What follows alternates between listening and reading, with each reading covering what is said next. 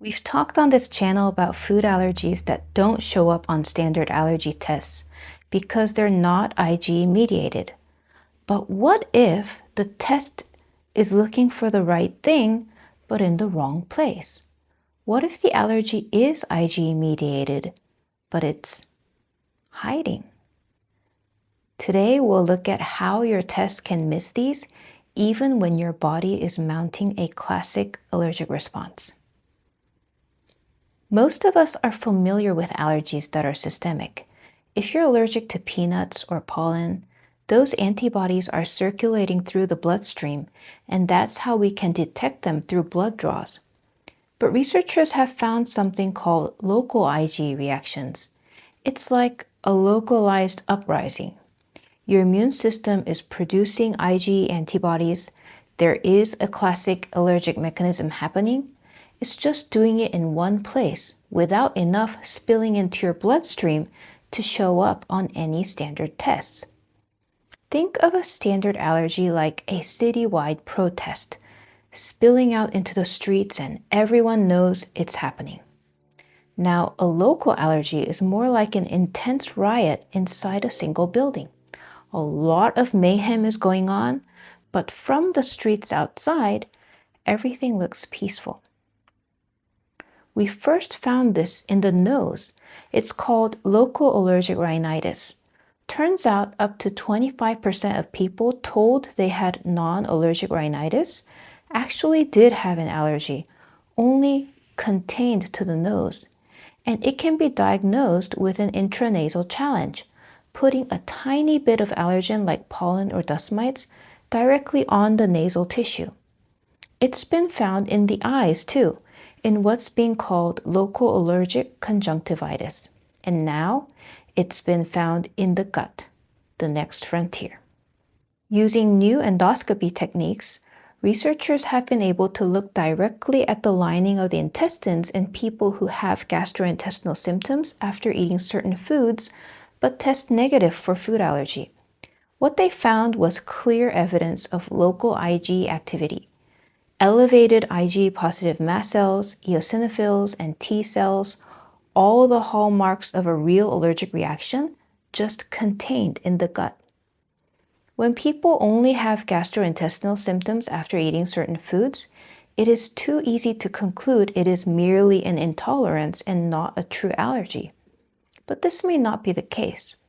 When food extracts were injected in the cecal mucosa of patients with chronic abdominal symptoms and suspected food allergy, 77% reacted to at least one injection with an immediate visible allergic reaction, a wheal and flare associated with local eosinophil and mast cell activation. Their gut was screaming, but this couldn't be seen in their blood or skin. Some disorders classified as non-IgE mediated may actually be local IgE mediated, since they both can't be detected on standard tests. And here's what makes this uncomfortable. We've probably only found it in these places because these are the places we can actually look: the nose, the eyes, and the gut. We think of our skin as our barrier from the outside world, but the gastrointestinal tract is actually a tube that is continuous with the outside. If you think about it, humans are kind of like donuts. The gut is technically accessible with things like endoscopy. That's why the gut was where local allergic reactions were first discovered internally. It was simply the next easiest place to look. What's happening in places we can't access as easily? We genuinely don't know. This could be the tip of the iceberg. To show you how serious and missed this can be, let me tell you about a patient who spent 4 years in a medical maze. He had recurring bleeding ulcers in his stomach and small intestine that didn't heal, causing weakness and anemia. Over 4 years, he visited 3 major hospitals. He had more than 10 gastroscopies, 3 ileocolonoscopies, several enteroscopies, bone marrow aspiration, mutational analyses, test after test after test, and nothing explained it. It wasn't until someone thought to look at his history more carefully, his childhood eczema, hay fever, and persistent high eosinophil counts, that the possibility of gastrointestinal allergy was even considered. Using newer endoscopy techniques, they tested for food-specific IgE directly within the gut tissue. It came back elevated for multiple foods. But here's the thing. He had no idea. He had no food complaints, no sense of intolerance. He was eating whatever he wanted, completely unaware that his body was mounting an allergic response every time he did.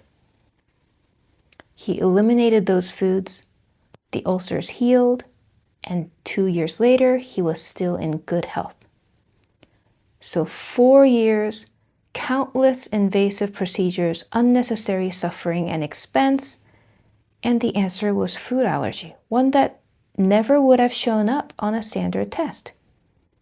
Yet another case that shows us how these hidden allergies are still underestimated and that the patient themselves can be completely unaware that their body is reacting to something, which was actually true for myself as well.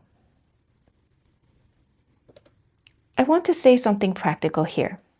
Pay attention to what's happening in the bathroom. I know, it's not a glamorous topic, but it is one of the clearest signals your gut can give you. See if you spot any of these signs that there might be a local riot going on in your digestive tract. Number 1, the color.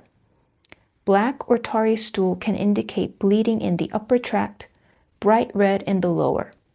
Yes, as we saw in the case study, food allergies can cause bleeding in the gut. One of his persistent symptoms was black tarry stool. Number 2, the shape. You might be familiar with the Bristol chart.